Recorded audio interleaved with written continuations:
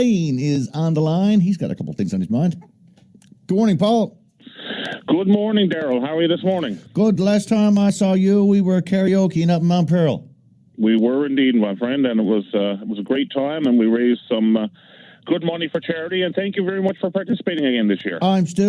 Carrie Hodder stole the show. She did so. Although, listen, your version of Elton John's, I guess is what they call it, the blues, was pretty close. I'm like you, Darrell. I'm a man of many hidden talents. Yes. What's on your mind? Darrell, I had a couple of, bouquets to throw out in one brick. I'll make it quick. Before I do, though, I just want to say I went to the Mount Pearl Focus on Youth Awards last night, and once again, I was just totally blown away by the tremendous talent that we have in our city, whether it be academics, athletics, or the arts and so on. The kids we got are just amazing, and I just want to offer my congratulations to the winners and to all the nominees. They were all superstars as far as I'm concerned. I also just want to just throw out as well, Darrell, that certainly we're all thinking of the people in Mud Lake, and we wish them all the very best in this difficult time. I'm glad to see that the government are on the ground and taking action, trying to help them out, and I'm sure that if there's anything any of us can do, we'd be more than willing to try to help out in any way we can. Yep, it's good stuff. Good to see Perry Trimper get up there yesterday too.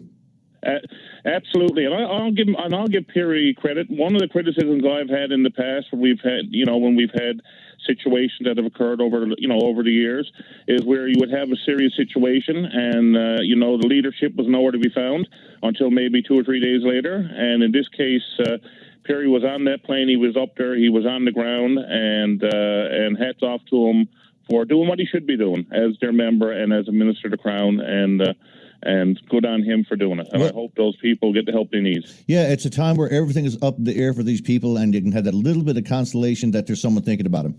Absolutely. Darrell, couple of quick bouquets. First of all, and I've always said, if government do things that I agree with, I'll be the first to give them credit. And so with that in mind, first bouquet to Minister Jerry Byrne on taking swift action on the request from the various organizations that are involved in support of employment.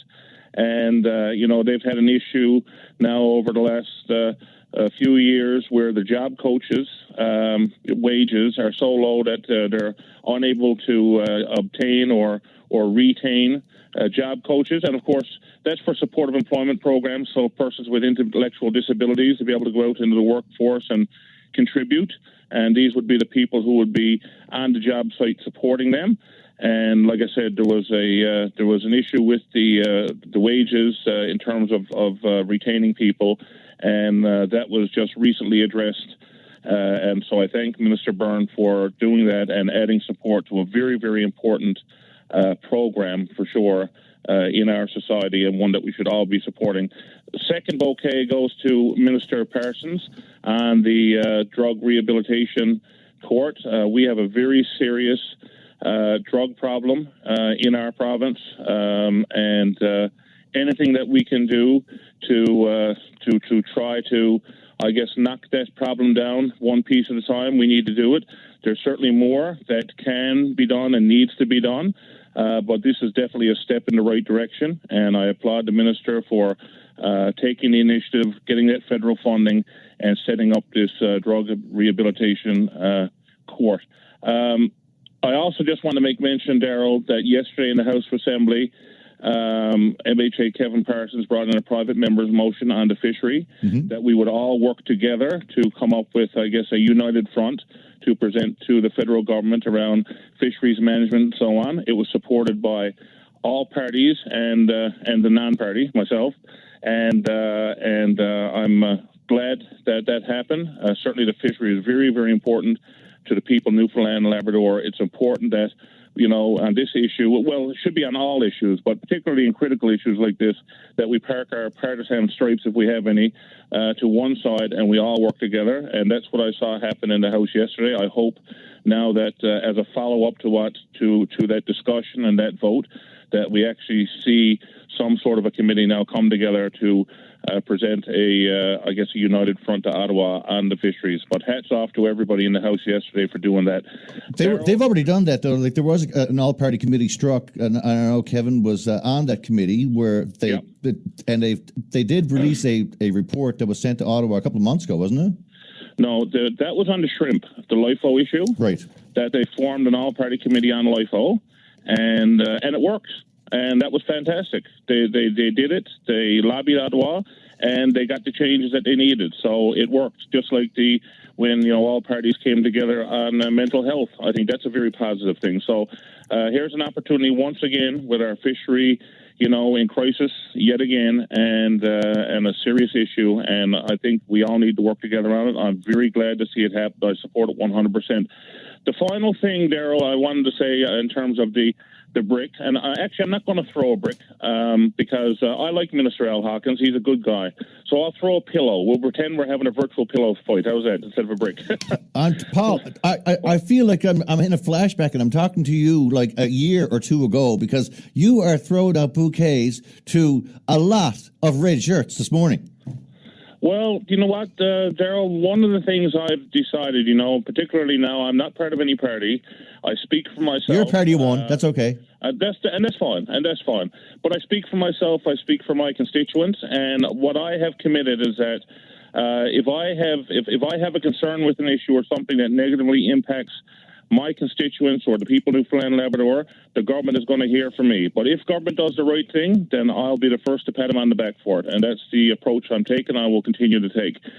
In terms of that, Darrell, I just want to say the issue I have is the issue around the Outer Ring Road and the request to get the absolute state cleaned up of garbage and so on. And certainly that request, I'm echoing kind of what I guess Councillor Danny Breen had put out there. And by the way, another guy I have the utmost respect for, great councillor.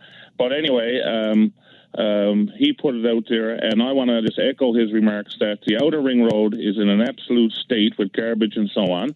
The question was asked in the House Assembly, I think it was on Monday, by I think it was Barry Petton, who's the MHA for CVS and the critic for Transportation Works. And basically, we got no commitment from the minister. It doesn't seem like they're going to be doing a cleanup of the Outer Ring Road this year, and I don't think they did one last year. I think it was 2 years ago since it was done. It is in the state. It needs to be cleaned up. That highway is the main thoroughfare to and from our St. John's International Airport, and we're always boasting. The minister, Mitchell Moore, was boasting about all the people coming, to Newfoundland and Labrador last year and the last couple of years through that airport. Well, guess what? The main route going to and from there is that Outer Ring Road, and it's an absolute state. It's a disgrace. It needs to be cleaned up. I know that the minister talked about, they're doing more enforcement on securing, of unsecured loads, because a lot of the garbage is coming from people going to the dump. Let's face it, that's where it's coming from, a lot of it. And he talked about enforcing that, and I know that the RNC and that were out the other day, and they gave out a number of tickets. Glad to see him doing it, and enforcement is important. But coupled with it, it's fine to say we're going to do enforcement and education and all this kind of stuff, but we cannot leave the road in a state like it is now and an absolute eyesore for people coming to visit this province. I mean, we spend all these money on these ads of, this pristine province, all these beautiful pictures of Newfoundland, and people expect to see something very beautiful, which we do have to offer. But first impressions are very lasting. And if you're coming out of that airport and you get on that Outer Ring Road and you see all that garbage and state all over the place and mattresses and everything else, then I think it sends a very negative message, and a message that we don't want to send. It's there's definitely a hubbub that's been rising about that. Not only about at that area, but other parts as well. But this one is a particular eyesore. They're not budging yet on it, but let's see what happens. Paul, got to go to the break. Yeah, thank you, Darrell. Always a pleasure talking to you. You have a great day. Take care. Bye-bye.